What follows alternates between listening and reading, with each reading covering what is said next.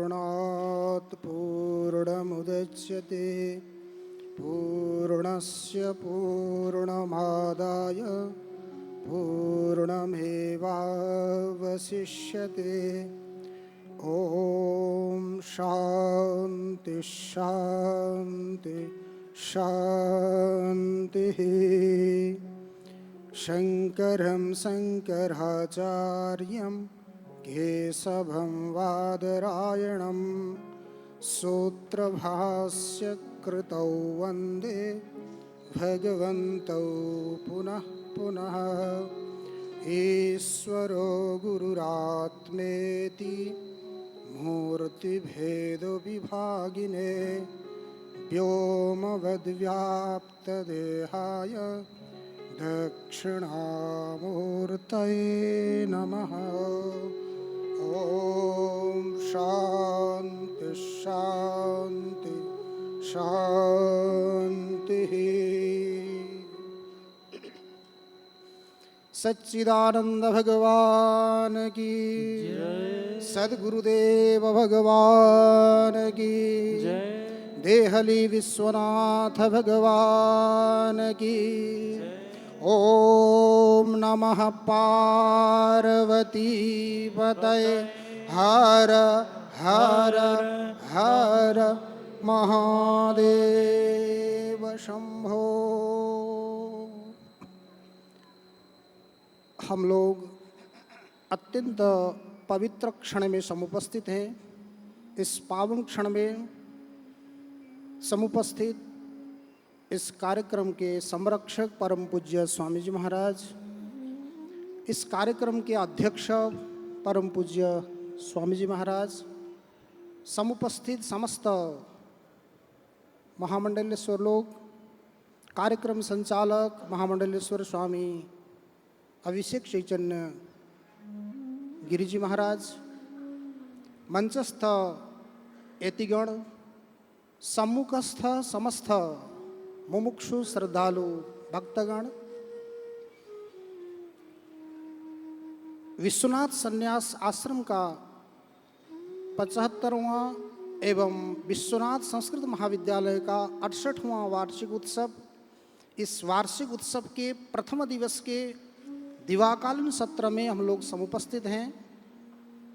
इस पावन क्षण में कर्म के बारे में चिंतन चर्चा हो रही है। भगवान ने गीता में कहा, नहि कश्चित् क्षणमपि जातु तिष्ठत्य कर्मकृत।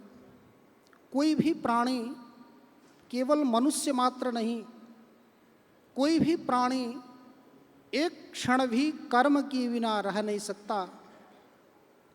अब उसमें कौन सा कर्म करें जिस कर्म के माध्यम से हमें उस परम पद की प्राप्ति हो, इसके लिए वहीं भगवान श्री कृष्ण कहते हैं, तस्मात् शास्त्रम प्रमाणन्ते कार्या कार्य व्यवस्थितौ।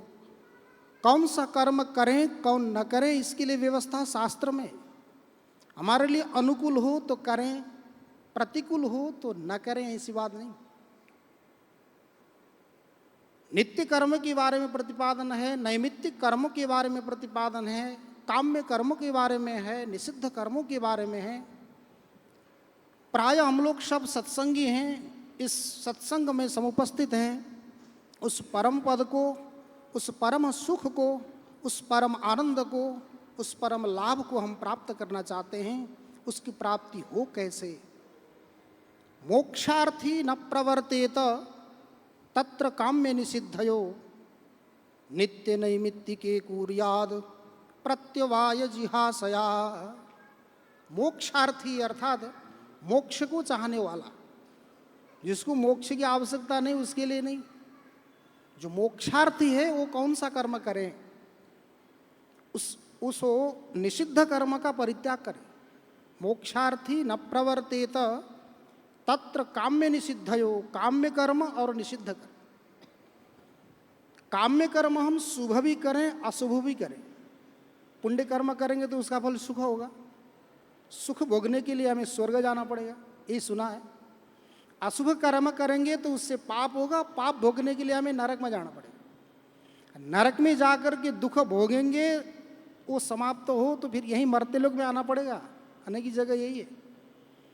और स्वर्ग में जाके पुण्य कर्म का सुख भोग लेंगे, समाप्त हो जाए तो फिर क्षणे पुण्डे मर्त्यलोकम विशंति, आना यहीं पड़ेगा। ऊर्ध्वं गच्छन्ति सत्वस्था मध्ये तिष्ठन्ति राजसा, जघन्य गुणवृत्तिस्था अधो गच्छन्ति तामस। इसलिए हम कौन सा कर्म करें, कर्म करने के लिए हम स्वतंत्र हैं, फल भोगने के लिए स्वतंत्र नहीं, फल भोगना पड़ेगा। इसलिए मोक्षार्थी को कहा मोक्षार्थी न प्रवर्तेत तत्र काम्य निषिद्धयो। तो काम्य कर्म भी परित्याग करें, निषिद्ध कर्म भी परित्याग करें। कर्म किए बिना रह नहीं सकते तो क्या करें।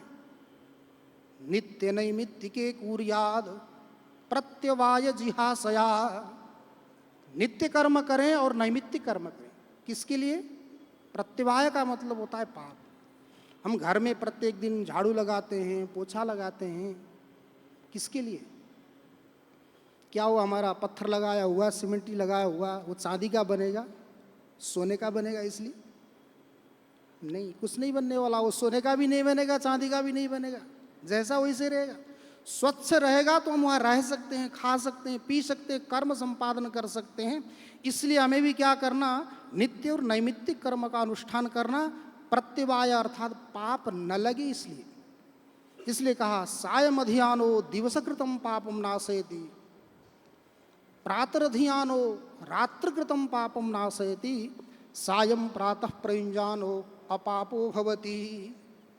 सायंकाल में हम संध्या करते हैं, नित्य पाठ करते हैं तो दिन भर में किए हुए हमारे पाप नष्ट होते हैं।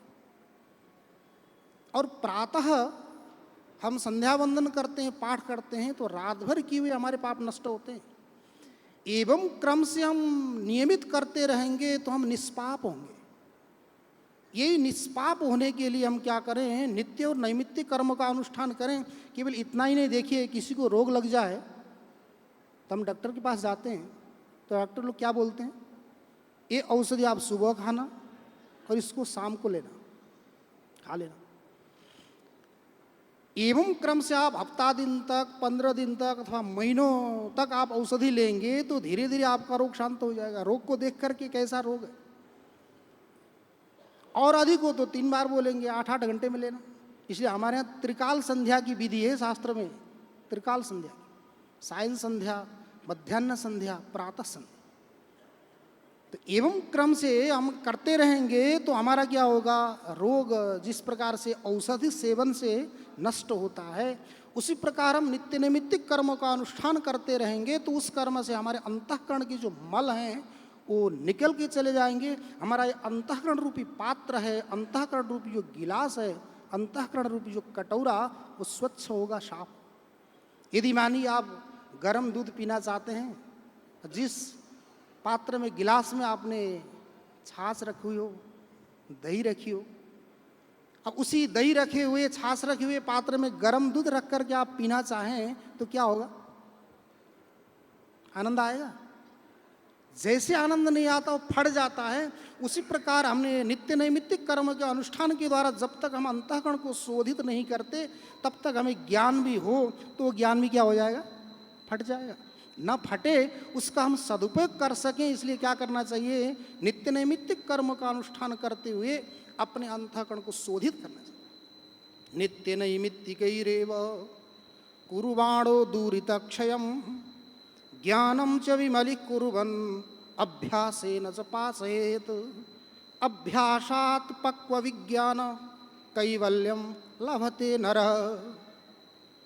नित्य नैमित्तिक कर्म का अनुष्ठान करते रहेंगे तो क्या होगा, अंतःकरण शोधित होगा। जिसका अंतःकरण शोधित होगा उसी अंतःकरण में ज्ञान की प्राप्ति होगी, क्योंकि कर्म कर्म करने के लिए केवल नहीं है। कर्म का लक्ष्य क्या है, अंतःकरण शोधित करते हुए ज्ञान प्राप्त करके उस ज्ञान से मोक्ष होने के लिए लक्ष्य हुआ है, वहां तक पहुंचना है। इसलिए हमें कर्म संपादन करना है। तो कर्म कैसे करें, नित्य नैमित्तिकैरेव कुर्वाणो दूरित क्षयम।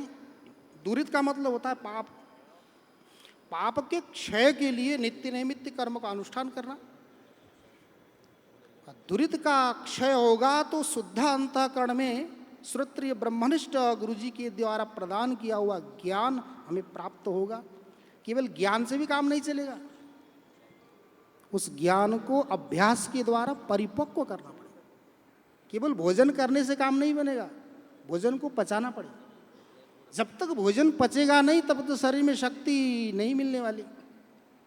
जिस प्रकार भोजन को पचाना पड़ता है उसी प्रकार सत्संग केवल सुनने से नहीं होगा, उसको मनन करके निधिध्यासन करके उसको परिपक्व करना पड़ेगा। उसी प्रकार यहाँ भी अभ्यासात पक्व विज्ञान, जिस प्रकार देखिए अभी पेड़ों में लगे हुए आम के फल, उन फलों को खाने में आनंद है कि नहीं? अभी खाने, अब कुछ दिन बाद खट्टे होंगे, उसमें भी आनंद नहीं आएगा। धूप को सहन करेंगे, बारिश को सहन करेंगे, हवा को सहन करेंगे, तपस्या करेंगे, वो फल तपते तपते उसमें रस भर जाएगा, पूरी रस रस से भरेगा, अपने आप पकेगा, आप टिपेंगे नहीं, औषधि भी नहीं डालेंगे। रस भर के पकने के बाद स्वयं गिरेगा और उस फल को उठा करके आप आधा एक घंटा पानी में, ठंडे पानी में डुबाएंगे, तब उसके बाद खाइए। फल तो फल ही है, ये भी फल है और परिपक्व होकर के रस से भरा हुआ वो भी फल है। इस फल के खाने में आनंद नहीं जिस प्रकार का आनंद उस फल के खाने में। इस प्रकार क्या करना केवल ज्ञान से नहीं होगा, उस ज्ञान को अभ्यास के द्वारा परिपक्व करना पड़ेगा। अभ्यासात पक्व विज्ञान कैवल्यम लभते नर, अभ्यास द्वारा परिपक्व होगा ज्ञान, तो उस ज्ञान के द्वारा नर अर्थात मनुष्य कैवल्य को प्राप्त कर सकता है, इसमें कोई संदेह नहीं। परंतु आलस्य किए बिना नित्य नैमित्तिक कर्म को अनुष्ठान करते हुए इन कर्मों को संपादन करना पड़ेगा। और ये ख्याल करना है मुमुक्षु को काम्य कर्म निषिद्ध कर्मों का परित्याग करते हुए नित्य नैमित्तिक कर्म को अनुष्ठान करके अपने अंतःकरण को शोधित करके प्राप्त हुए ज्ञान का अभ्यास करते हुए उस कैवल्य मोक्ष तक पहुँचें, यही प्रार्थना करते हुए अपनी वाणी को यहीं विराम देता हूँ। अस्तु।